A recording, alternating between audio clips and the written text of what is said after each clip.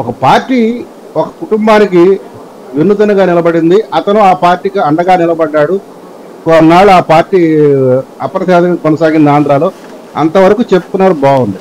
కానీ ఈ వ్యక్తి వల్ల ఆ పార్టీ బతికిందా? ఇది చాలా ఎక్కువగా మిమ్మల్ని మీరు ఊహించుకుంటే ఎవరు బాధపడ్డు. ఎందుకంటే 24 తర్వాత మీరు ఉంటారో ఓడతారో జనాలు డిసైడ్ చేస్తారు. నువ్వు అంత నవాకర్ల వెంకటరెడ్డి నీ ఎటకారం అంతా 24 ఎన్నికలైన తర్వాత చూద్దాం. ఎందుకంటే అప్పుడు మేము ఉంటాం ఆ పొజిషన్ లో, మేము చూస్తాం.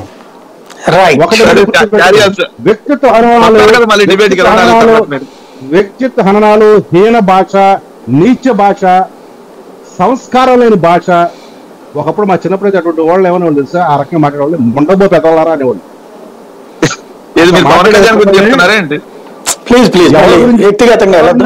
జనాలందరికీ తెలుసు. అదే కదా సార్, చెప్పులు తీసుకుంటాం పేకలు పిచ్చి చంపేస్తాం అనేది భాష ఎవరిది? నేను పేర్లు తీరా, కానీ సంస్కారం లేకుండా పేర్లు ఎవరు తీసుకున్నాడు? ఎవరి పేరు తీరా, కానీ ఎందుకు భుజాలు అనుకుంటున్నావు? నేను చాలా తగ్గించి మాట్లాడాను మీకు, చెప్తాను. దాన్నే సంస్కార రాహిత్యం అంటారు, వివేక శూన్యత అంటారు. మా చిన్నప్పుడైతే మా పెద్దలు ఎవరంటే ముండమోపి ఎదవ అనేవాళ్ళు, నీకెందుకురా అనేవాళ్ళు. మాట్లాడదాం అనవసరం. ఎందుకంటే కొంత మేము కూడా దిగజారకూడదనే ఉద్దేశంలో కొద్దిగా నోరు కట్టేసుకుంటాం. మాట్లాడతారు కాబట్టి మీకు ఆ స్వేచ్ఛ ఉంది, మీరు ఇష్టం వచ్చిన మాట్లాడుకోవచ్చు.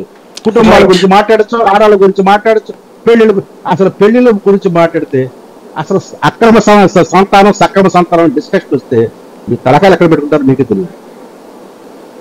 రైట్. తిరుపతిరావు గారు ఏమంటారు? షర్మిల అంశం ఇప్పటిదాకా కూడా Bharatiya Janata party line light లో ఉంటే ఇప్పుడు భారతీయ జనతా పార్టీ తెలుగుదేశం జట్టులోకి వెళ్ళిపోయింది. ఇటు పక్కన కాంగ్రెస్ పార్టీ అన్నటువంటిది ఆ ప్లేస్ ని, మీ ప్లేస్ అంటే మీరు ఎదుగుదాం అనుకున్న ప్లేస్ ని ఆక్యుపై చేసుకుంటే ఇక భారతీయ జనతా పార్టీ పరిస్థితి ఏంటి?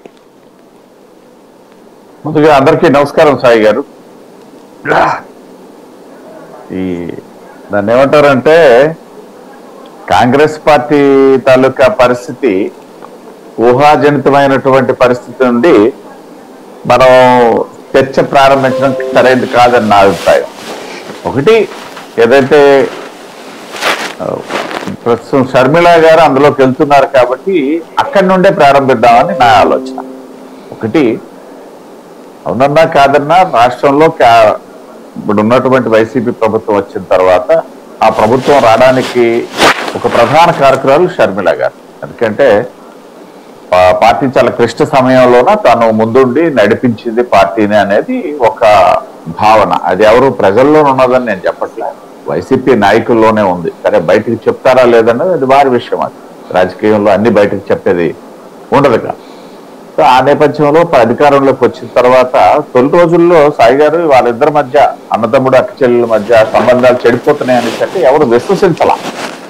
అది మీకు బాగా గుర్తుండే ఉంటుంది. మళ్ళీ అదే సందర్భంలో ఏదైతే మొన్న రాజశేఖర రెడ్డిగా, క్షమించాలి, క్రిస్మస్ సందర్భంగా అనుకుంటాను, గత 2-3 ఏళ్ళ కిందట ఒకసారి ఇడుపులపాయలో వాళ్ళు కలుసుకునేటప్పుడు అదే మనం అనుకున్నాం కదా, మనం అనుకున్న వరకే వాళ్ళిద్దరు ఒకటేలే అన్నటువంటి ఒక చర్చ కూడా నడిచిందాం. సరే తర్వాత ఆ గ్యాప్ పెరిగింది. 2 ఏళ్లుగా ఆవిడ తెలంగాణ క్షేత్రాన్ని ఎంచుకొని పనిచేయడం జరిగింది.